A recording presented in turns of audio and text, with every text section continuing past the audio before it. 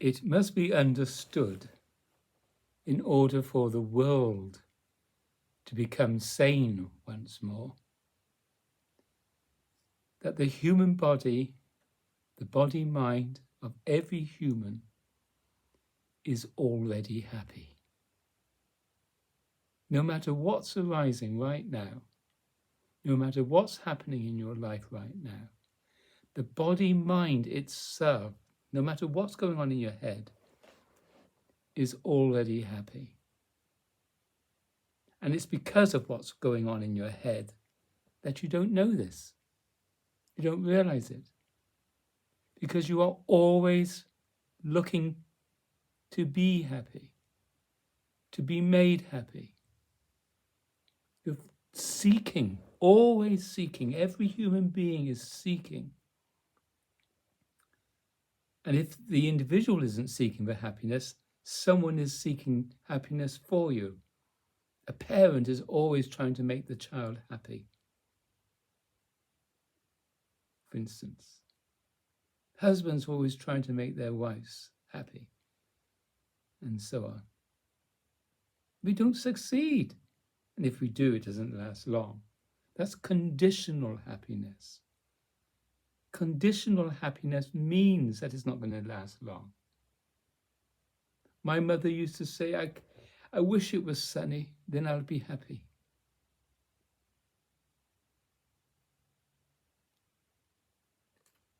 The body-mind is already happy. The organs of the body-mind do what they do according to how they are.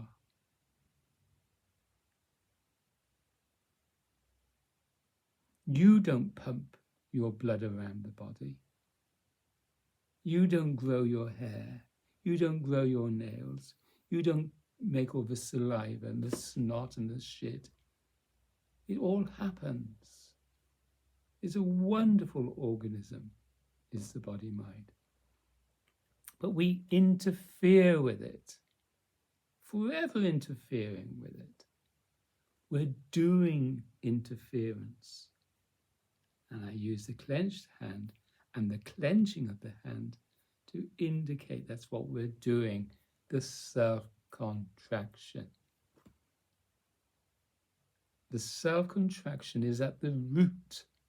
It's what we do first of all, before we feel boredom, doubt, discomfort, fear, anxiety, sadness, excitement, stimulation, consolation, seeking, sorrow. Once again, before all of that happens, we're doing the self-contraction. It's the self-contraction that creates all of that. The body, mind, the hands, the legs, the genitals, the nose, everything's already happy. But the mind interferes. It doesn't mean that every organ and every part of the body is working at its full capacity, as it were, or as it was when it was younger. But the state, the disposition, if you like, the spiritual state of the body-mind is already happy. Realize this, find this out. Then the chaos of the world will diminish.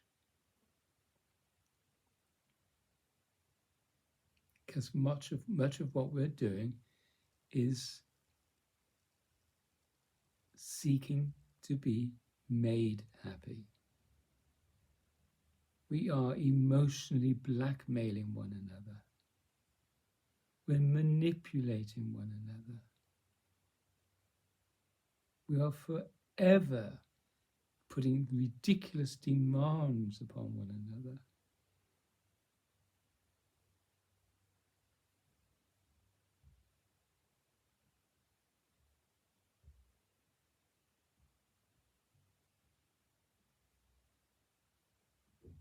And once you're there, once you are not doing this nonsense, there's a peace, there's a quietness, there's a stillness, there's a well-being, there's equilibrium, there's a balance, there's true sila, S-I-L-A,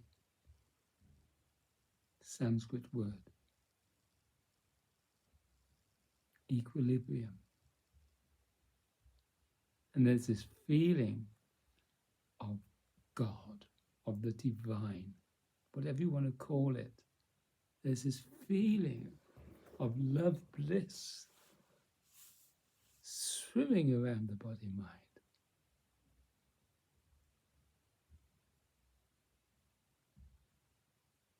Find this out. Find this out.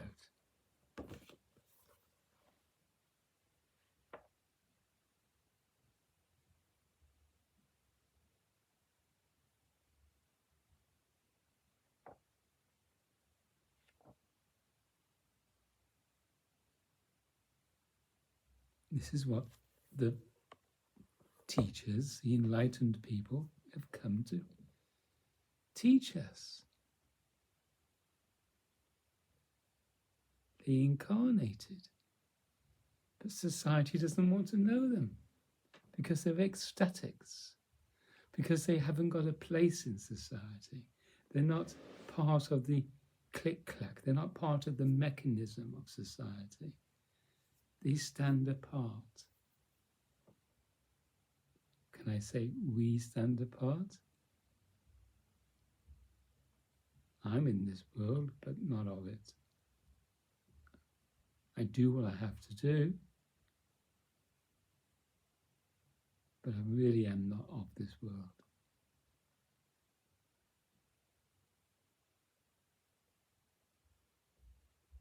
All the irritations, the frustrations, the pettiness of what we call human nature is left behind. That's the first birth. Do you know the story of Nicodemus? I'm sure you've read, possibly. No, I'm not sure. Nicodemus came to Jesus at night. Nicodemus asked Jesus about philosophy, philosophical questions, and asked Jesus to explain his teaching. And Nicodemus was not happy, of course. He was not happy. Otherwise, we wouldn't be asking these questions.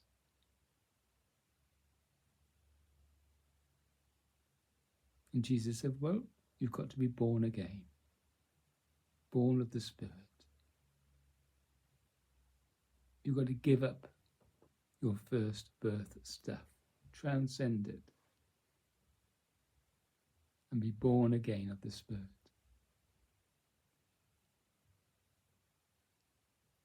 How?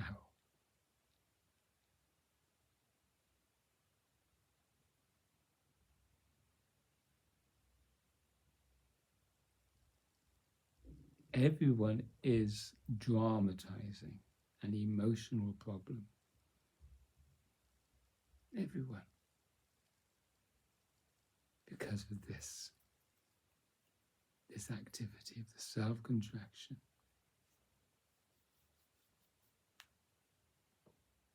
That's ego. This is ego. The body-mind is inherently egoless.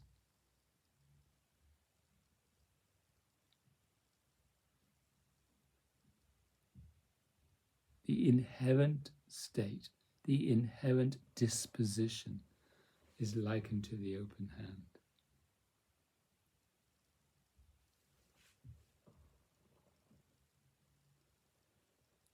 Then you feel ecstatic, you feel you're on top of the world, you feel intimate with everyone, you just feel happy with everybody and everything.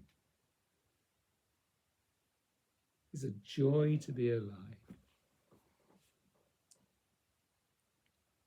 So once you realize this place, you devote your life to it. That's what I do. That's what I've been doing for many years now.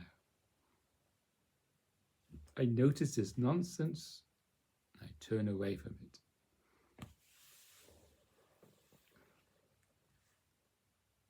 turn to my spiritual master, Adidas Samwaj.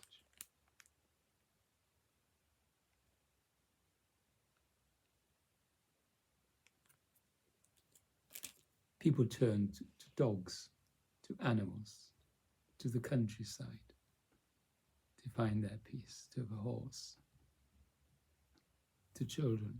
But you know as well as I do, that's all conditional and it doesn't last very long. I'm talking about everlasting happiness, continuous happiness, which was never born and will never die. It's always already the case. Link up to it.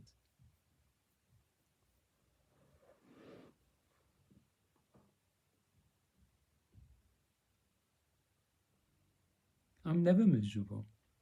Never.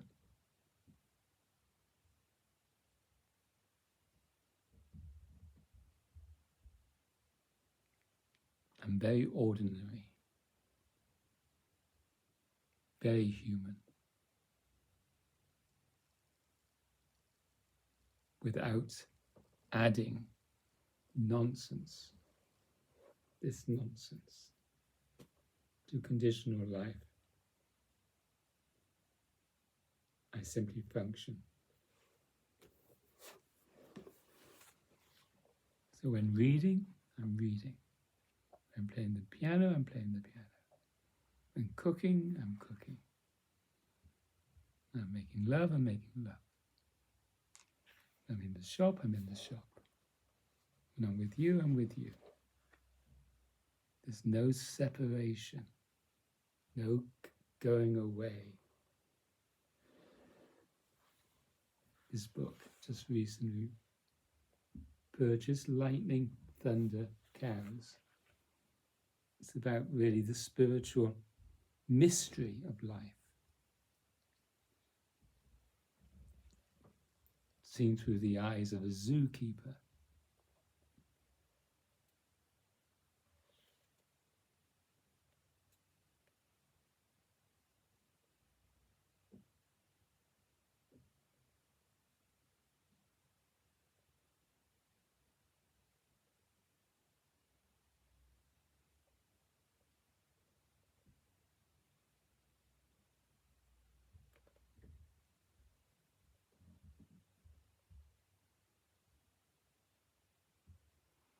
So it's not the results of the self-contraction that's the problem. The self-contraction is at the root of the problems. Do you understand what I'm saying?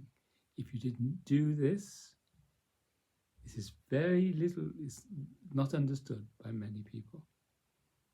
I'm teaching you, I'm revealing to you this, what we do to this. We contract. It's an activity. And if we don't need to do that activity, as it's something we're doing, we don't need to do it. But the activity of the self-contraction is at the root. It's prior, it's beyond. It's what we do first. And then the result comes due to that. The result is the result of this. Boredom, doubt, discomfort, and all these unhappinesses are the results of this. And if we didn't do this, the body-mind would be left to be as it is. We're strangulating God. We're strangulating the divine.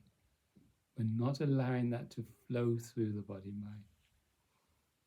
My teacher says the problem is the mind, the disposition, the point of view, the act, the obsession, the godlessness, the lack of surrender, the presumptions of separateness, the illusions, the terrible violence due to the self-contraction.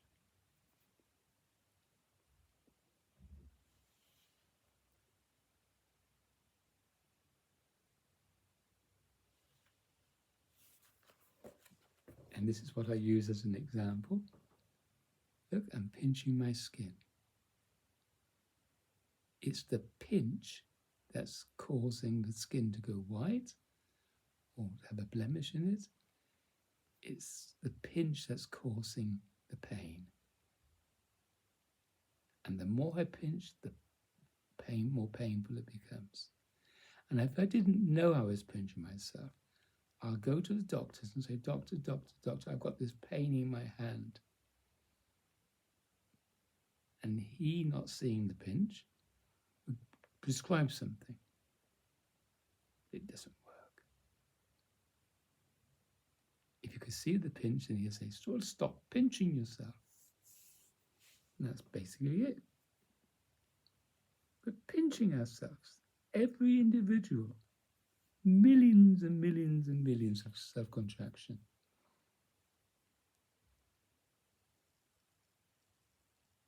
Understand this, find this out for yourself, realize it, and change your destiny. A Godward destiny rather than an egoic destiny.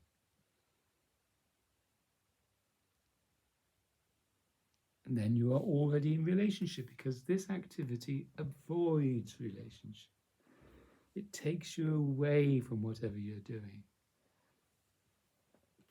As I said, when I'm reading.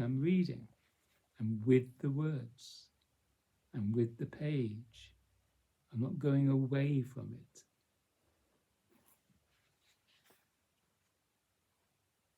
Compulsory dancing. Wonderful little book. Let me see if I can find it.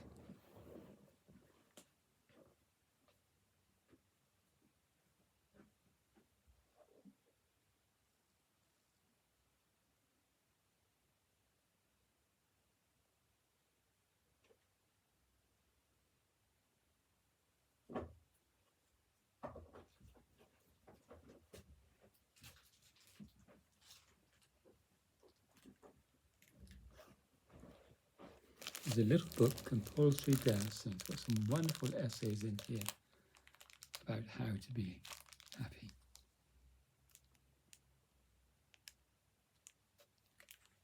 Are you willing to be happy? Everyone is always seeking to be happy. This little book is about being happy, about recognizing the true nature of happiness and being willing to be happy in every moment, now, and now.